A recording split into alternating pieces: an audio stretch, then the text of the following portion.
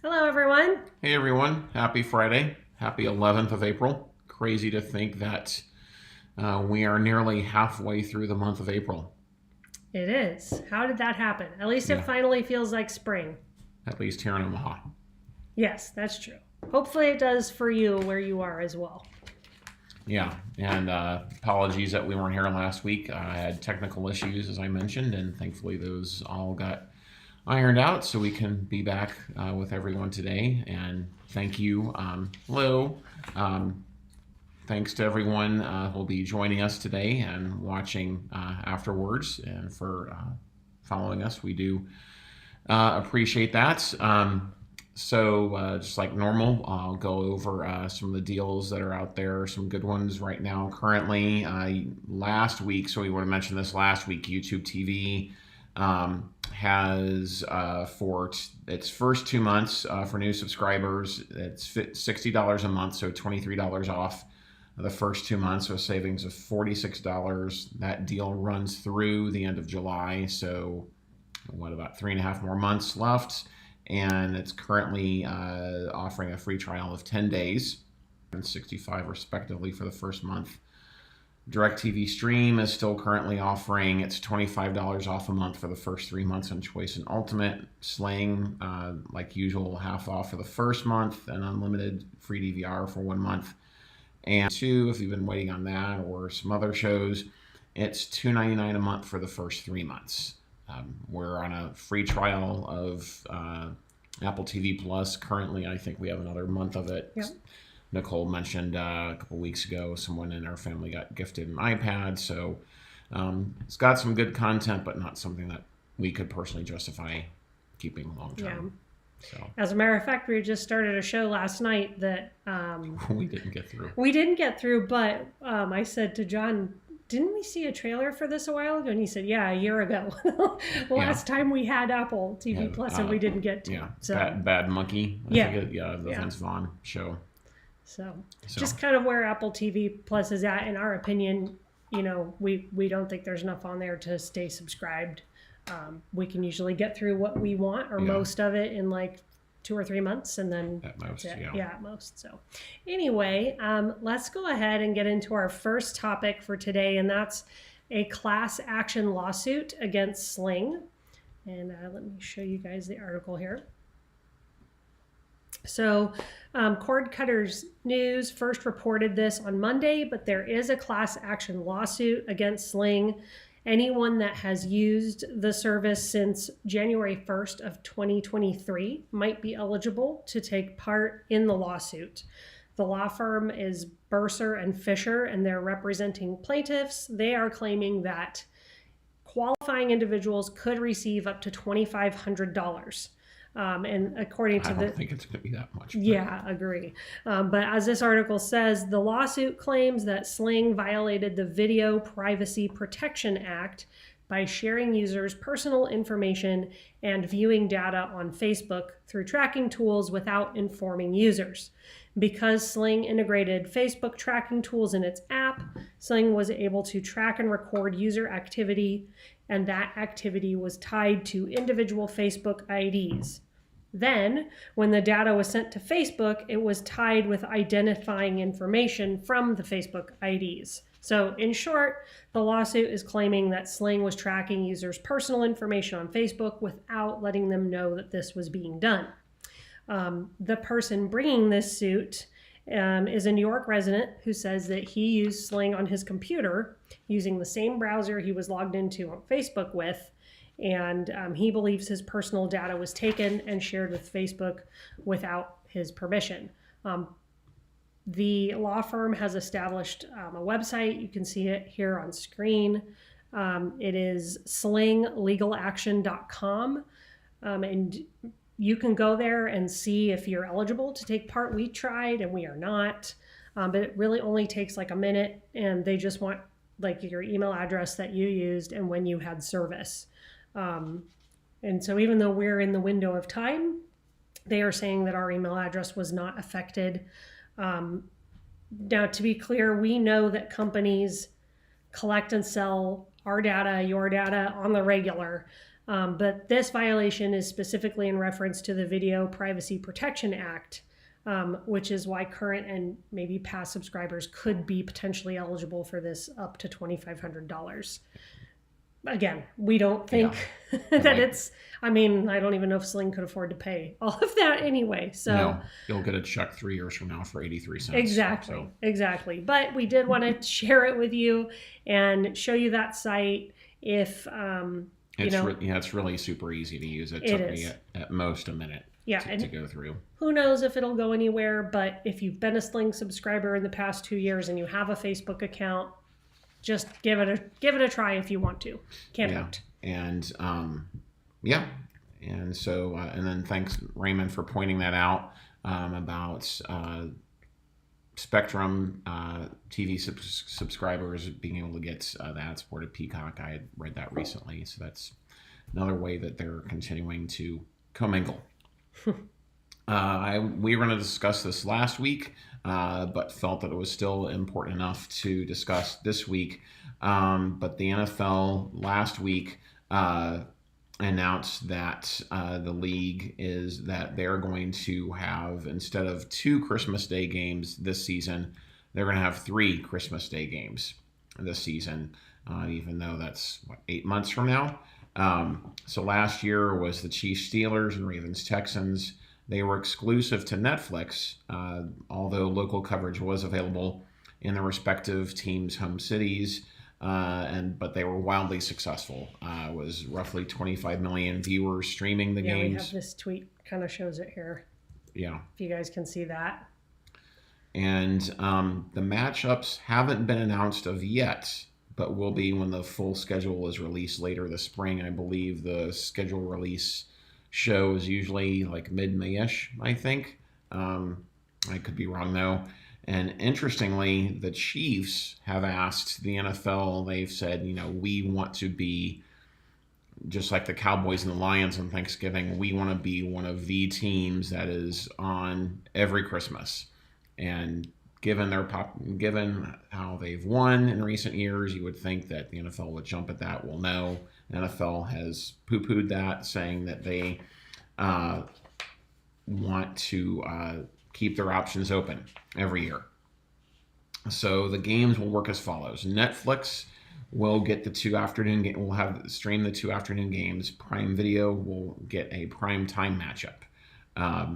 And it's important to point out that these games will only be available on these respective streaming platforms. Again, should be available in the cities for the teams.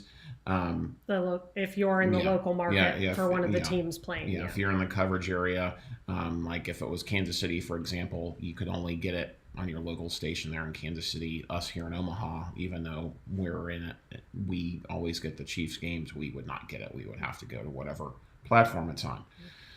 Netflix paid $75 million a game, and while there's no report how much Prime Video, yes, and very good point, Raymond, that it's largely because Prime Video has a Thursday night games, which I was going to point out, and it's arguable that Amazon could have possibly paid more. I don't know. There's been nothing that's really come out concrete about that. Regardless, it's understandable that this will be an issue for both linear networks used to air games like this and frustrate fans that aren't willing or able to pay for the streaming service. Why is the NFL doing this? First, it's about the money. It's always about the money. A day that was typically reserved, or I guess assumed that it was an NBA day, the NFL is moving to try and take it over. NFL is an 800-pound gorilla and can basically get what they want. Second, like I mentioned, they're trying to take away a day that was traditionally left for NBA games. And John, I just wanted to show this. You guys can see here. Look at the viewer numbers for these NFL games versus the NBA games. Yeah. And I think that's also part of why they feel comfortable doing this, because they know they have the viewers. Yeah, they have the viewers. And really, I think the key point with this is future rights. And so there's a couple of things to keep in mind there. The NFL can opt out of its current deal at the end of the 29 season. But there's a small caveat with that. With the expected Paramount Skydance merger happening, the NFL has a clause in their contract whenever there's ownership changes, they can choose to opt out of that. And so it opens up, let's assume that it just this week it got pushed another 90 days. Let's assume that Paramount and Skydance merge, or that takeover happens. It opens up a window for the NFL to opt out early at the end of this upcoming season. And so it's really, I think, long term, it's a rights issue that the NFL is looking at in order to make more money. Netflix is heavily rumored as wanting to bid for a Sunday afternoon package. So arguably, would Netflix come to the fore in this? Their success with the Christmas Day games this past season, I would argue, was a good sign for them in order to do that. And so this is about the money long term. It's the money now, and it's the money down the road. And the NFL is just trying to take more and more. And as we watched the Christmas Day games when we were with Nicole's parents in San Diego. It's something that you can get around, but not everyone's going to be able to do that. And so I understand why they're wanting to do it, but I don't like that they're doing it. And, comments in the comment section about, they're chipping away at Sunday Ticket. That's absolutely what they're doing, taking away Sunday games, but the price went up for this upcoming season. I can't remember the exact amount, but I want to say it was in the $25 to $40 range. So they're taking away just little by little, but then increasing the price. And Space Ghost asked a great question. So somewhat related with live sports, with MLB leaving ESPN, where do we think it'll end up? There is actually so Peacock has been in discussions. Prime Video has been in discussions. I read this week that, and I think we're discussing in a bit, that MLB is shopping MLB TV to streaming services and to networks. So it'll be, and then with Flagship coming out, from what I've read and understand, ESPN is just sort of waiting there and lurking in the background to see what's going to happen. I personally think it would be cool to see MLB go more to like Peacock or Comcast, because that's where it was years ago, what I watched growing up. So it'll be interesting to see. And unfortunately, I think it's not going to be good for baseball fans. Yeah, live sports just keeps getting more fragmented. Not a great user experience right now. Yeah. Okay, well, let's take a look at another topic that is kind of related to sports, because live sports and especially NFL games are driving the most profit right now, and local TV stations, local networks are losing them. And that our next story is about those local networks.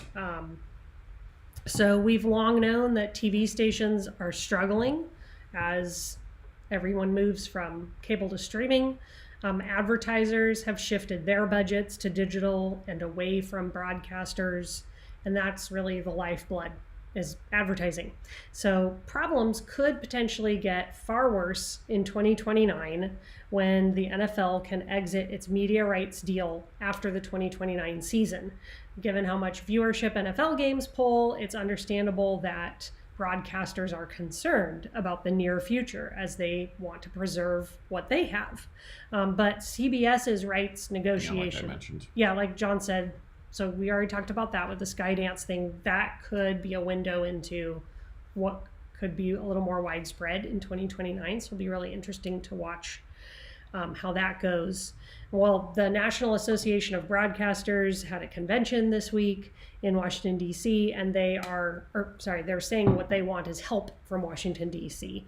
Many at the convention made clear that they need to consolidate. They need the ability to consolidate. So companies we're talking about here are Nexstar Media Group, EW Scripps, and Fox television stations. And what stands in their way is a years-long regulation meant to cap ownership of stations. The group wants the FCC to remove two key regulations. Remove the limit of limiting them to owning 2 TV outlets in a single market, and the total number of stations owned by one company can cover no more than 39% of the US. And that latter one was revised in 2004. So those are the two things they want changed. The National Association of Broadcasters filed a petition with the FCC to change the rules last week. The interesting dichotomy here is that tech companies like Google and Amazon and Facebook have no such constraints to operating locally or nationally. And as we discussed a few weeks ago, YouTube TV now makes up, or YouTube makes up 11% of all TV viewing. And free services like Tubi and Roku channel, they're cutting into TV viewership, and they both are housing more local news. And that poses a growing problem for broadcasters. And this article that I've had up on screen is originally from the LA Times. And this quote we found interesting. They said, overall, streaming video is pulling in 43.5% of all TV viewing, more than doubling the share of broadcasters, according to Nielsen. In 2023, digital video ad revenue rose 17% to $57 billion compared with $18 billion for local TV stations. So you can see where the money and the viewership is going. Difference. Yeah, huge. And they have TV stations have seen their take in ad revenue decline in inflation-adjusted 36% since 2000. So it's understandable why the National Association of Broadcasters is pushing back.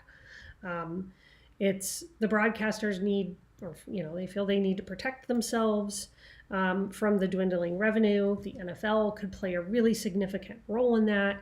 On the flip side, it's arguably not good for local news to be dominated by just a few broadcasters. And worse yet, and we've seen it here, broadcasters pull out of local markets. They did that several years ago to protect themselves. And we don't have a local Fox station here in Omaha for news. It's just a national news feed.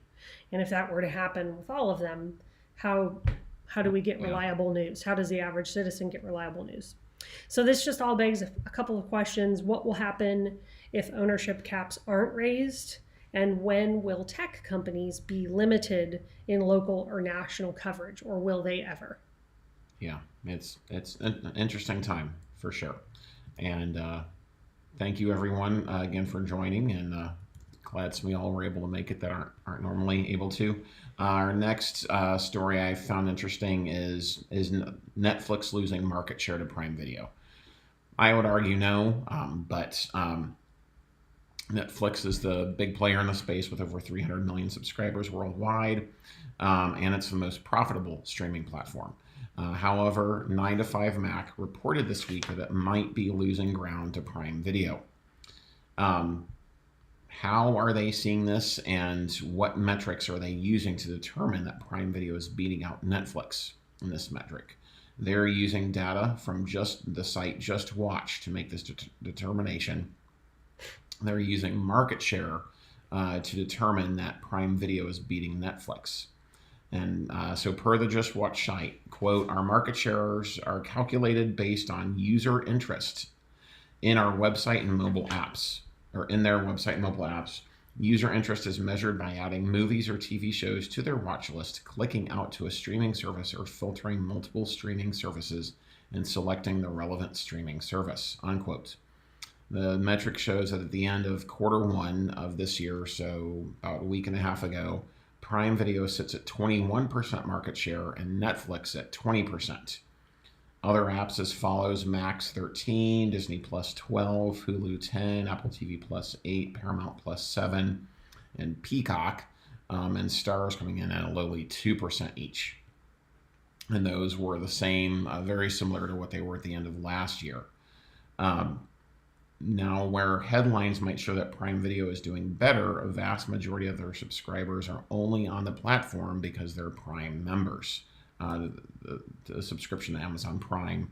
In fact, according to Adweek, 40% of Amazon Prime subscribers don't even use the service. And I know for me personally, we only use it for Thursday Night Football. I know Nicole watches a few shows, but we don't use the platform, and we're Amazon Prime subscribers. Sorry, and with their decision to cut back their spending on original content, that's going to make it even more so the case. Yeah. What are you going to go there for? Yeah, for sure. Other than football. Yeah. And as we discussed 2 weeks ago, Nielsen reports that Prime Video only accounts for 3.5% of all TV viewing. And so where Prime Video is, they don't really care about acquiring subscribers because they have so many. They're just wanting to turn on their existing ones. Mm-hmm. And on top of that, Prime Video isn't even profitable yet, though its CEO claims that the platform will reach that at the end of this year. And we're not thinking that the market share advantage is necessarily a bad sign for Netflix. Platform is profitable, has a massive subscriber base, roughly about 100 million, at least 100 million more than what Prime Video has. And the issue really is more on Prime Video. Can they activate their current subscribers? As Nicole mentioned, they have slashed significantly their content budget, seemingly to shift it more towards grabbing live sports rights. So, they have the NBA that they're getting at the next season. But the issue will be will non-sports fans use the service? And I think personally there's a lot of opportunity there, especially as us as streamers are looking for a platform that can sort of congregate or sort of, aggregate. Mm-hmm. Thank you. Aggregate things for you to get in one place, but they need to approach it wisely. Mm-hmm. And we'd argue that Netflix is using its platform better. It has a bigger subscriber count. It's putting out more content.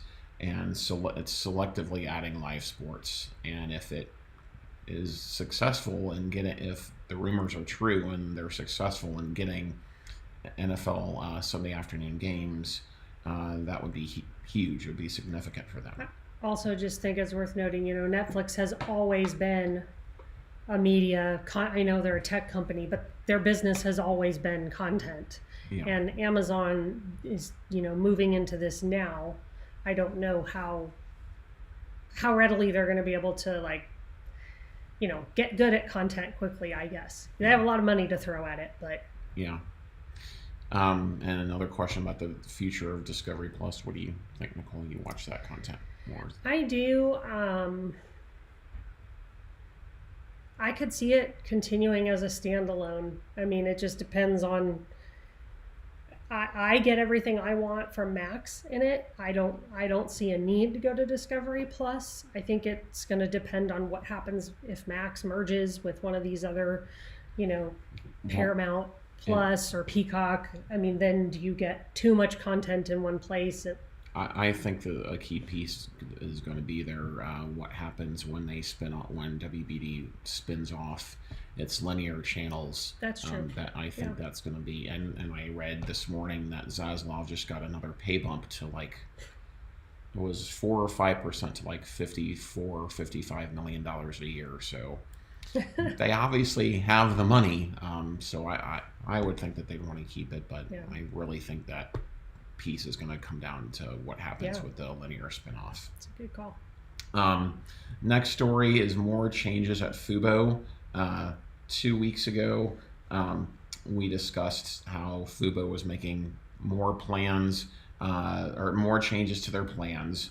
As a refresher, they got rid of the Essential plan, which was the only non-RSN plan that they had, and the lowest price plan. They say that people on Essential were grandfathered in, but it's just no longer available. So sorry, we're just showing you Fubo's site Yeah. live right now. You can see the essential Yeah. plan is not there. Yeah, and so Pro and Elite are an expensive $85 and $95 respectively before the RSN fees come into play, which puts it at if you get the lowest tier plan at possibly $102 before tax. Although you do get 230 and 300 channels on the two respective plans, though I think like 100-ish of them are fast channels. So anyway, they made another change this week. The Streamable first reported this on Wednesday, and Fubo made it public yesterday. And we like it. It's a fascinating one, and it's now being marketed, as Nicole showed, on the Fubo website. They're now offering an RSN only package in select markets. They sent out a press email about this, and so it's for the FanDuel Sports Network's RSNs, plus, which they say are in roughly over a dozen markets, plus the Rangers Sports Network to subscribers without needing to get a base plan. Pricing is the same as if you were to get the standalone FanDuel Sports Network platform. So $20 if you live in a market with one, $30 if you live in a market with two. They say they're currently offering $5 off for the first month, plus a 7-day free trial. It has similar features as other Fubo plans. You get unlimited cloud DVR, ability to stream on up to 10 screens simultaneously, and on top of that, they're giving you their 100+ fast channels they offer with the RSNs.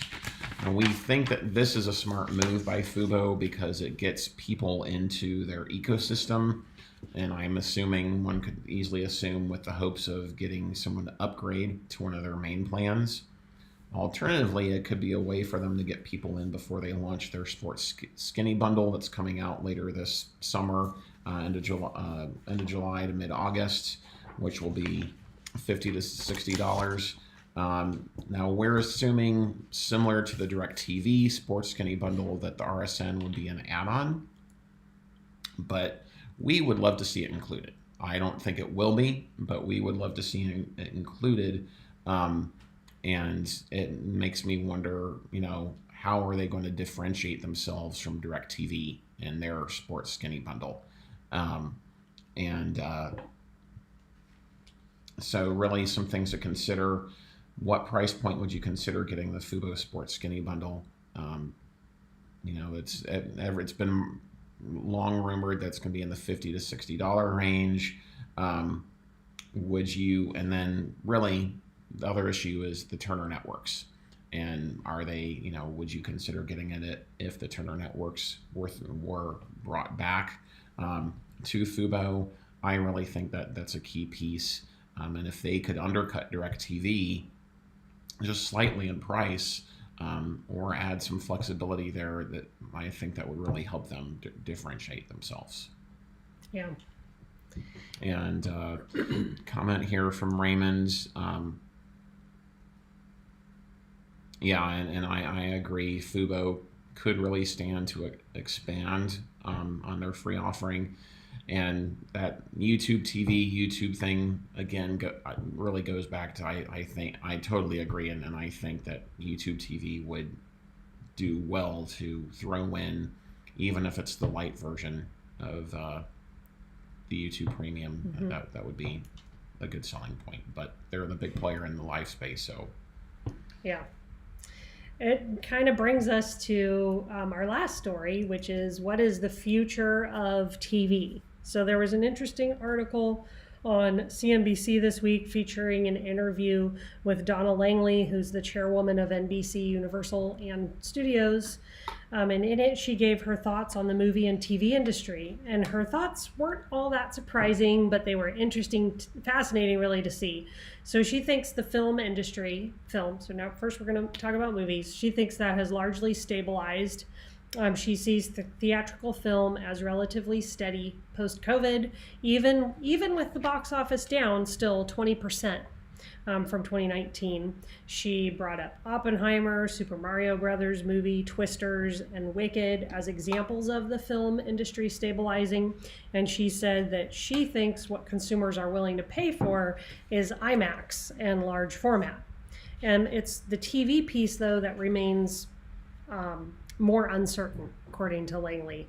She says that we're consuming a ton of content, and she's right, but it's about meeting consumers where they are and making it easily accessible. That's something we've been saying for some time now. An aggregator, don't make me hunt all over. I don't know where what I want to watch is, and when I get somewhere, it's hard to find things. I feel overwhelmed. That's the piece that needs to be improved.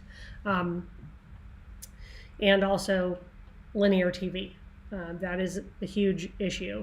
And in this article, Langley said the big issue is the by now obvious one of linear TV declining quickly and cord cutting accelerating rather than leveling off, and companies like NBC needing a network to be healthy. She said, in part because of sports rights, which ultimately flow into the streaming entity Peacock in NBC Universal's case. And she said, quote, it's a tough, murky moment of the changes, still mid-flow. So ultimately, she said that the upcoming spinoff of Comcast's cable networks will help make things easier for NBCU to manage.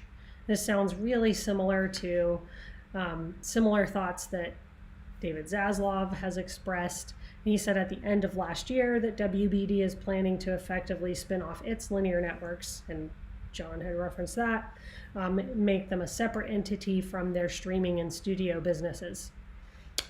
Rumors have also circulated that Paramount may seek to do the same after the merger with Skydance finalizes at some point in the near future. The result of all of this, according to Langley, in that CNBC article on screen, is she said there's going to be loads of consolidation. That's the one thing that she's sure of. And I just, not saying that we are like the smartest people in the world, John, but we've been saying that for a long time now. And numerous people have. So. That mergers are coming, yeah. So it's not, again, not surprising, but it is interesting. It's just interesting to hear an industry leader and insider say that consolidation is going to grow. And again, you know, we can look at Apple losing a lot of cash, Prime Video losing money, Paramount Plus is struggling, Netflix is profitable, but other platforms continue to struggle, and consolidation is going to be their next move to try to reach profitability. And this just begs the question of when will we see true consolidation and not just bundles? So Venue was one attempt at that, but it was killed. Disney trying to join forces with Fubo is really the first true attempt at some kind of consolidation. But consolidation could very well be the next wave in the maturation of streaming. The question is, who's going to be the one that stands out among and above the rest? We've talked about tech giants. They might be able to stand the test of time just simply because they have a bigger pile of cash than everybody else. And not to forget that live sports are going to play a key role in all of this. Like, for example, whoever gets the NFL rights is going to be most likely to be dominant. And again, as John mentioned earlier, with MLB, shopping MLB TV to networks and streaming services, that's another piece to consider. So it just made us think of a few questions like, do you agree with Langley that there's going to be a lot of consolidation, and who do you think is going to survive?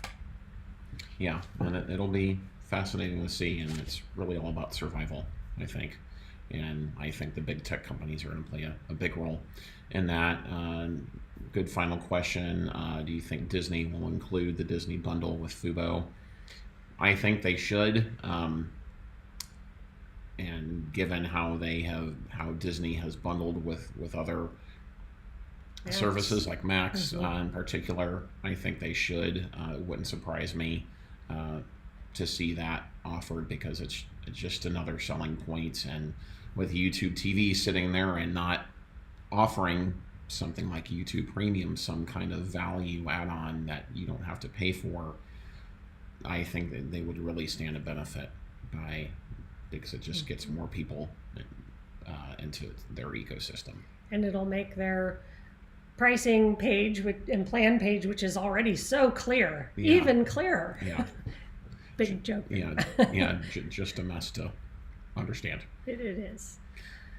Well, All right, well, that does it for us yeah. for today. Thank you guys so much for joining us. Yeah. We plan to be with you next Friday, and we'll keep watching the news of the week. We hope you all have a great weekend. Yep. Happy streaming.